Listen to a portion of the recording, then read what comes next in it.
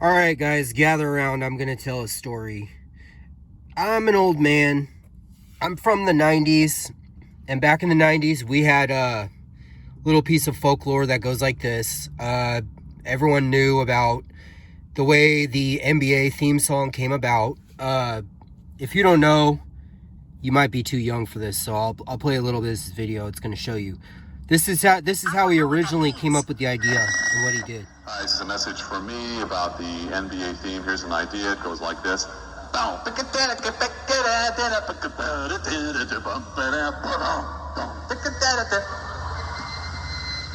He would then hire a few friends and sent a finished recording to NBC. NBC would make a decision in 2 days, and the rest was history. That demo would turn into the greatest sports-related theme music to ever exist.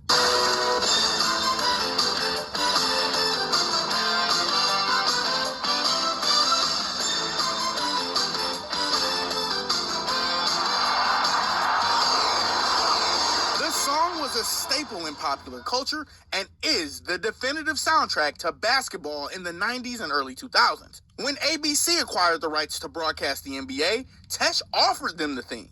ABC told Tesh, "We're looking for a different sound."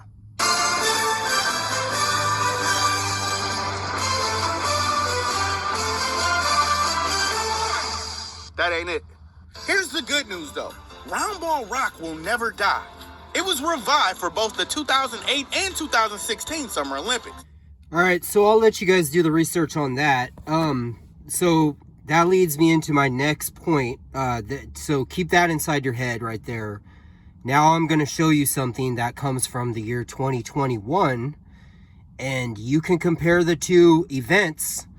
And maybe you can understand... maybe you can understand what I'm talking about here. And while I'm looking this up, I am predicting that the Roundball Rock will probably become an NFT itself and be sold, especially due to the extreme whatever, like, environment for NBA collectibles like Top Shot and all that stuff. So yeah, you'll probably be able to buy that John Tesh little thing soon. But now I want you to watch this. And if you don't understand how the industry works with the music and the licensing and everything, just know this. Sir Mix-a-Lot you can look his interviews up, and he talks about the Baby Got Back song, and he talks about the importance of licensing because he retained his licensing on that song.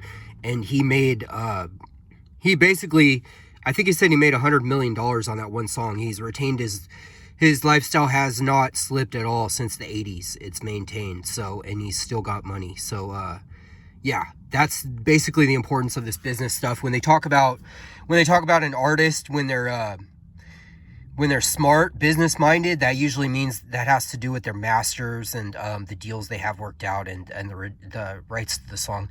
Another one you can look into, that's not music, but it's the Happy Face, Harry Ball, I think, with they own the trademark for that Happy Face thing, and that gets licensed left and right. You have the Happy Birthday song that makes a ton of money every year too. It just makes ridiculous amounts of money every year because of licensing.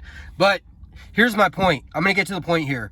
I'm going to show you this, and I'm going to kind of give you a hint, and I want you to picture in your head how this is bringing this to the average person, because in the past, you had to have connections.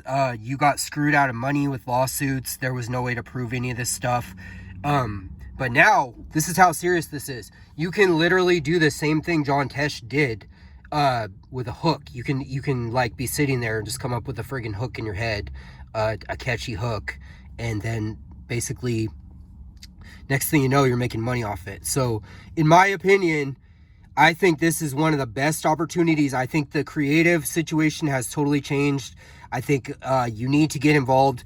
Basically, in this new economy, you want to be creating unique content. That's basically, if you're doing something cookie cutter that someone else can do, you're going to have a hard time on that because someone is just going to outbid you because there's a race to the bottom going. So the worst possible thing you could be into right now is like some cookie cutter crap that they can replace you. What you want to do is you want to hold assets. You want to hold digital assets, man. Hold these digital assets.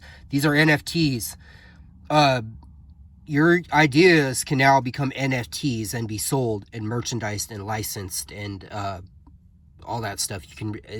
This is just the beginning. You're seeing just the beginning of this. But as far as things being able to be tracked and licensed, you're gonna get checks in your pocket from that in the future, and it never stops. You know what I mean? There's no telling what's gonna happen in the future. You could make millions off of something that took you 2 seconds, and you just rattled off the top of your head 1 second. So stop thinking literally in terms of, oh, working harder gets you farther in life. No, it doesn't. It depends. It has to be applied properly, because you can work 14 full-time jobs and make minimum wage and work, friggin' stop sleeping and work 24 hours a day. You're never going to get past a certain point with that. You can be limited. You can just add up. It's predictable how much you're going to make. But this stuff is unlimited, guys. So I'm lacing you with game Why here. sing? Great question. Let's say you create a hook and you're feeling it. So you send it to a friend who you know kind of fancies himself a producer, and he's got a guy who sends it to a singer, and she drops it into a track, and things just kind of go quiet for a while. But she's got a producer who really actually is a producer who reps a DJ, and all of a sudden you're in the club. Then you're out of the club and it's still pretty quiet on your side. But you track down the real producer who doesn't know you from Adam, and he says thanks, but that's just the way it goes. Money is already out and you're not on the list.